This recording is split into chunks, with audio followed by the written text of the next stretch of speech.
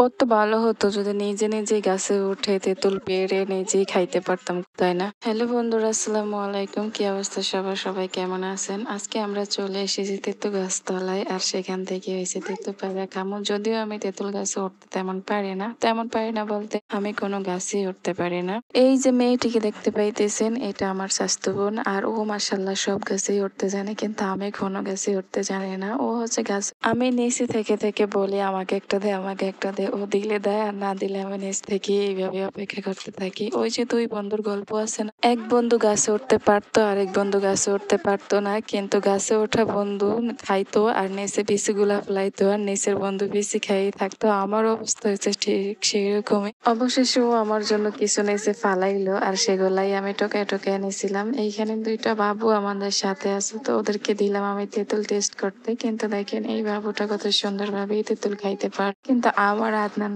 কোনোতেই তেঁতুল খাইতে পারলো না। দেন আমি এই বাচ্চাটার মাকে জিজ্ঞাসা করলাম, উনি বললো যে ও নাকি টক ভালো পছন্দ করে, আর টক খুব ভালোভাবেই খাইতে পারে। কিন্তু আদনানকে যদি দেই, ও এমন ভান করছিল, আমি দেখে একদম ভয়ে পেয়ে গেছিলাম। ও একদম বমি টমি কইরা ওটকায় ওটকায় কি একটা অবস্থা। আমি অনেকে ভয় পাইছিলাম যে এরকমটা কেন করতেছি। এরকম গ্রামে কারা আছেন আর কারা এরকম তেঁতুল খান আর বেবিদেরকেও খাওয়ান?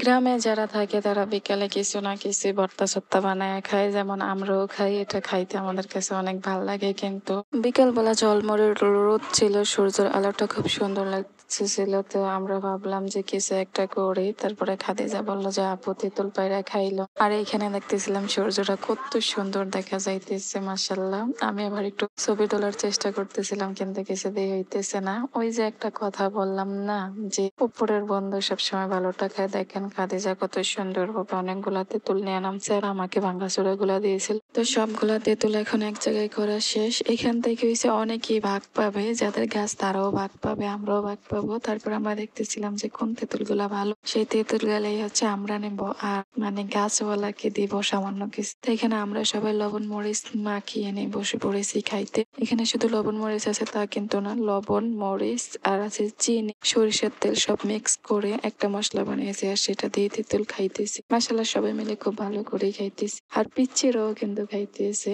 আপনাদের কি লোভ আসতেছে মুখে? কি লালা এসে পড়ছে দেখতে? তো আজকের ভিডিওটা ছিল এই পর্যন্তই। ভালো লাগলে সবাই লাইক কমেন্ট শেয়ার করে দেন। আর এরকম নিত্য নতুন গ্রামের দৃশ্যগুলো দেখতে যারা পছন্দ করেন, তারা আমার চ্যানেল সাবস্ক্রাইব করে রাখেন। আমি প্রতিদিনই ভিডিও আপলোড করি, আপনার নিশ্চিন্ত ভাবে দেখতে পারবেন এরকম গ্রামের দৃশ্য। অনেকে আছে গ্রামের দৃশ্য পছন্দ করে, তারা আমার প্লিজ চ্যানেলটা সাবস্ক্রাইব করে রাখবেন।